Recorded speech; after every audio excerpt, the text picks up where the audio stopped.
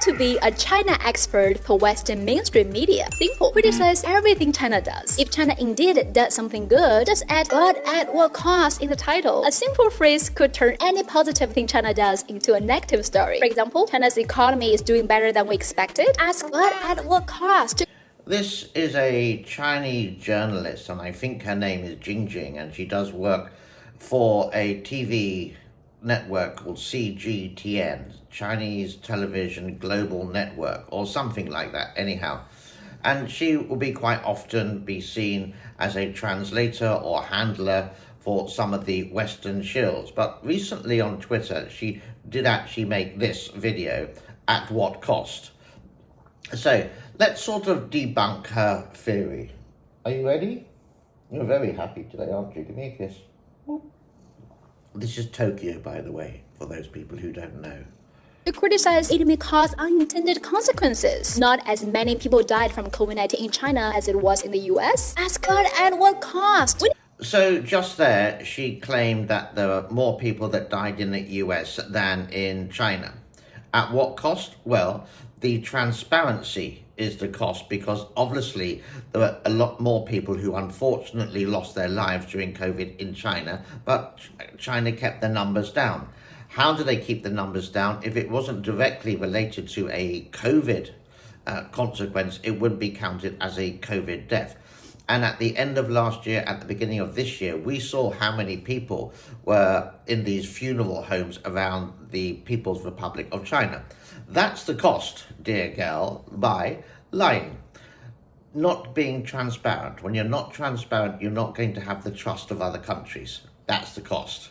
Debunked number one. Let's try the next one. We need to ask why people in China couldn't have the freedom to die like citizens in some Western countries, right? This one I don't really understand. You have the freedom to die. Well, every country, you do have the freedom to die. It's your choice. If you want to put a gun to your head, go ahead. It may be legal or illegal, or you want to overdose on some medicine. That's your choice as well. Is it illegal or illegal? Either or, but it's your freedom. Debunk number two. Don't understand that one. Right? China turned Shenzhen, which was just a fishing village 30 years ago, into a modern, technology advanced city. We need to ask, China is getting smarter, but at what cost? Okay, Shenzhen, is a very modern city, and I remember being there in 1994, getting into Hong Kong. It was the easy way to get into Hong Kong without paying any of the ridiculous, very expensive foreigner taxes in China, which was around 50%. But now, it's a modern city. What is the cost? Well, what happened to all this very large fishing community?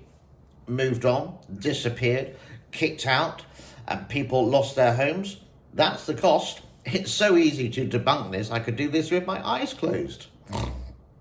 The intentions of developing technology is very suspicious. The West used to criticize China's air pollution a lot, but now China has fixed it. Ask clean air, but at what cost? China has not fixed their air pollution. Oh, lordy lord. It has, granted, it has got a lot better, quite simply by moving the factories out of the city centres or the suburbs into different areas where they pollute there.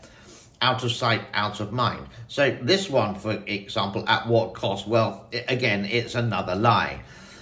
Beijing, for example, they used to have like 250 days of pollution per year. Now it's possibly down to 150. Granted, it is better, but come on, China, you're still producing and making large coal power plants, for example. Yes, you do have the facade of the green energy and showing that quite often on YouTube and Twitter, but you still have the air pollution problem. To criticize China's assertive policies of solving pollution, say China bad could easily move you up the ladder in Western mainstream media. So there we go. This is Chinese propaganda media at work. Put a beautiful girl in front of a camera with a big smile and just rattle off what you want your media to say because you've been informed by the government, local government, to say this or whatever. This is China for you. And again, these are the people who work for the government who are near enough are obliged, forced to kind of say this kind of thing to keep their job. They can't talk about anything which is near enough too sensitive, like the square in Beijing way back in 1989, for example. That just wouldn't happen. Anything really bad or against the government, then that's even illegal to do. It's all state controlled. Now, I know some people would say that CNN and BBC are all state controlled. Well, BBC is actually, you have to pay a license for it. But it seems to have a lot more freedom than China would have with their state media. CNN and Fox News, they would say, some people say, yes, this is state media, but that goes into a different story. I really enjoy sort of like busting some of these stories that come out, which are actually quite easy to debunk. And if you do like it as well, please give it a thumbs up and a share. And I will see you very soon in the future. My name is James. Have a great day. Bye-bye for now. Cheers.